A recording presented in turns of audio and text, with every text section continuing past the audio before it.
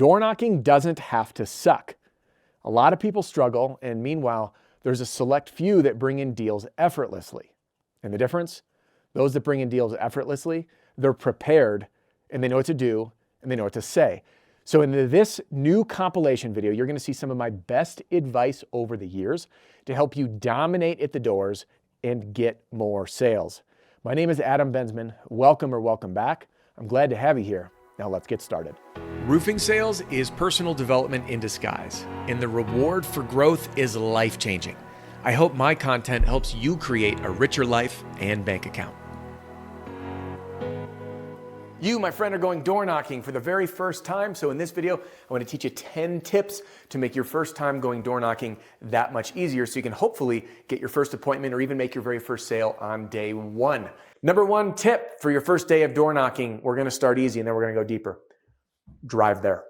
I know it sounds nuts, but the hardest part sometimes is actually getting started, getting into your vehicle and knowing where you're going to go. So tip number one, drive there and get your butt there. Tip number two, the hardest door to open. It's not this one. It's not knocking this. The hardest door to open is your own vehicle, getting out of your car or your truck. So tip number two is when you're there, don't sit in there waiting. Tip number three, one of the things I learned from interviewing a gentleman named Carl on my YouTube channel is he said he'd go up when he knew no one was home and he would knock that door first. And I loved it. So Carl, thank you. The reason that he shared with me that he knocked a door when no one was home is it allowed him to get that one out of the way. So that fear and that tension was gone. So just give yourself an easy pass. It's like training wheels almost, right? Tip number four, you want to practice what to say. You'll notice here, I slap door. Slap is my slap canvassing formula. Say hi, break the ice. Let them know why you're there and make it really familiar to their neighborhood.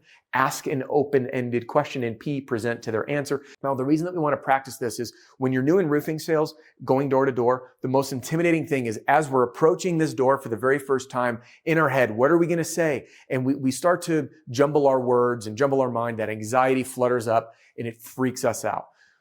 So we just take a deep breath and we just practice what we're going to say. Tip number five, expect that it will be hard. If people that you've shadowed before have great success at the beginning and they look like a natural, let me just tell you, they didn't start that way, most likely. Most likely they started just like you did. They were nervous. They didn't think it would be as hard as it is. There's something really frightening about walking up to a stranger's home and interrupting them in the middle of their day. You have no idea if they're going to come at you. You don't know if they're going to scream at you. It's a whole landscape that plays mind games with you. So just expect that it will be hard. Tip number six, have a daily goal. I had a young gentleman come up to me one day after training. He goes, Adam, how many doors should I be knocking in a day? And I just paused and I said, well, how many are you knocking? And he says to me, 5. And I was like, it would take you longer to drive to that neighborhood and drive home than it would to knock those 5 doors. So have that daily goal. Hit 60 doors. Hit 100 doors. Have that daily goal and stick with it. Tip number 7, you will get people that are going to shout at you. They're going to scream at you. They're going to call you names. And all of a sudden, if you don't have an armored mind, you begin to tell yourself those things. And you have to remember in your heart of heart, when you are aligned with the right company, that you are offering a valuable service. You are there to help people. You are there to solve one of the most expensive problems that most people will face, which is replacing their roof. Tip number 8, expect to have some fear. But remember that fear, it's between your ears, it's in your head. You can rewrite your mind with this acronym of fear. F-E-A-R, feeling excited and ready. Feeling excited and ready. When you feel that fear, nope, I'm feeling excited and ready. I'm feeling excited and ready. I'm feeling excited and ready. Make that your mantra because it's all up here.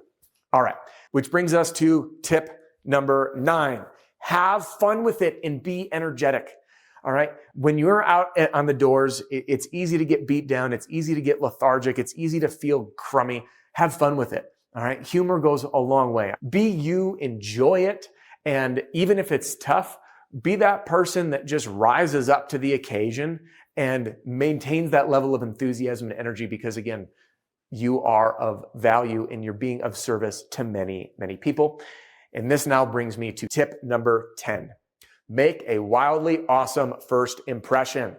When that person pulls that door open and looks at you, the first thing that's going through their mind is, are they safe or are they dangerous? Are they a threat or are they a friend?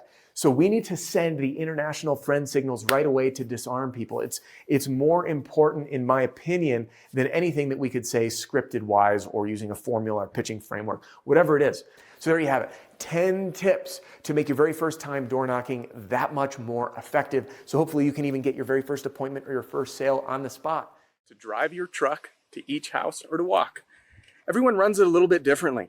Some guys like to drive their truck from house to house. Other ones say, hey, I'm gonna go by foot like I am right now. Whenever I get my inspection, I'll grab my truck, pull it up, hop up on the roof, grab my ladder. I like to be sure to drive my truck to each home. Why? I want to build credibility, show that I'm serious, and show that I'm prepared. The minute I show up, when that homeowner or that prospect opens the door, I want them to see my company shirt, my logo, and my truck in the background. I'm there with intention. I'm not just a canvasser walking around through the neighborhood and giving away the fact that, hey, you know what? I was about 6 houses down until I had some luck again, getting some business drummed up. So next time you're out canvassing, be sure to drive that truck from house to house. Get your logo of that truck in plain view of the door. As soon as you arrive, you're gonna watch your closing rate at the door from the door to that kitchen table go up. I guarantee it. I want you to think of this right now. Do an exercise with me and do me a favor.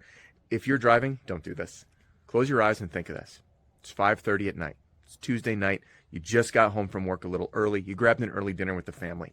After dinner, you sit down on the couch, you're hanging out, and then all of a sudden you hear it. Rap, rap, rap, rap, rap at your door. What are the 2 things that come through your mind? Number 1, you get up, you look at your wife, your husband, your girlfriend, your boyfriend, kids, and you say, hey, who's that? Is anyone expecting anything? So immediately you think, who is it? And then as you get up and you walk to go answer that door, you're thinking, what do they want? So now that we know exactly what people are thinking, we can use this to then approach the door in the best way possible. On this door, we've got a big window, which you can see pretty much through the house. We've got a camera up there. So we know that that person or homeowners, and especially, look at this, walking up to the door, we've got these windows right here. So we know if we pull up or walk into this house, we've got people that could be seeing us here. We're gonna be approaching the door, and we've got, again, we got the camera, we got the window. So we need to know, someone's saying, who is it, what do they want? Now, number 1, we need to walk up with assertiveness. Write that down. Being assertive, meaning you're showing up on purpose. You're not looking around being like, oh, is it okay that I'm here? Second guessing yourself and looking fishy. You got to show up on a mission. Okay, that's number 1. Number 2, if I walked up to this door as a stranger like this, on a mission, right? I'm here to serve. Or like this, who's going to feel more welcoming and warm? So remember to just smile. Remember, people are seeing you before you see them. Number 3, you want to acknowledge anywhere that they might be looking. So if you see that little thing up there, one of the first things that I'm going to do is acknowledge that camera. I'm going to give it a little wave. Why? It's going to show that I'm confident. It's going to show that I'm assertive and that I'm here for a reason, and I acknowledge them. If I see windows, like right here, this little pup staring at me, I'm going to look right in that window and say, hey, hey, maybe someone's coming behind it. People in the house know the dog's at the window, the dog's at the door, someone might be there. So I'm going to come in assertively. Guess what else is happening? As I show up right here, I am now on the front, and that camera is right there. The person's phone is likely dinging with a human's been noticed on camera, movement detected. So when I see that, and I know that that camera is going to be checked later if they're not home, I'm going to hold up my little door hanger letter on purpose. So when I approach the door and I tape it to the door, when they get home, they saw the video already, then they see that. There's a higher likelihood of them ringing it. In this video, I'm going to be teaching you what to do when you see that ring the nest or some sort of camera at the door. What do I do when I face the ring camera? How do I approach it? Questions that you might be wondering are, is it worth even knocking the door? Or what if someone answers through the doorbell app? Or what should I be doing when I see a video doorbell? So you see the Ring doorbell, you see a camera, what do? First and foremost, do not ring the bell, knock. Why? You don't want to make it easy. When you ring that bell, it goes straight to their phone, they can answer it, it's easy for them to reject you. And another thing, you'll notice here on the screen behind me, I say use a unique knock, not just some sort of unique cadence.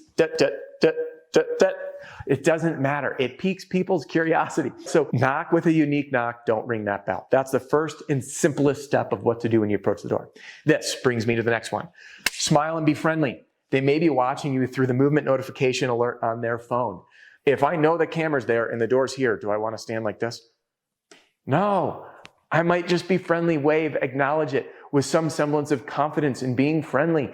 All right. So don't be afraid. Don't try to hide from this camera. All right. Smile and be friendly. Now, what if they answer the doorbell app or the camera app? So they're not at the door, but they answer through the camera wherever it is. Few fundamentals. Number 1, Fundamentals don't change. Use that SLAP formula the same way you would as if they were standing in front of you. Now, a couple other things. We almost need to do the opposite of what we would do if they physically answered the door. When a homeowner physically answers the door, we are very mindful of our space and our body language to make sure they don't feel threatened. But here's the funny thing.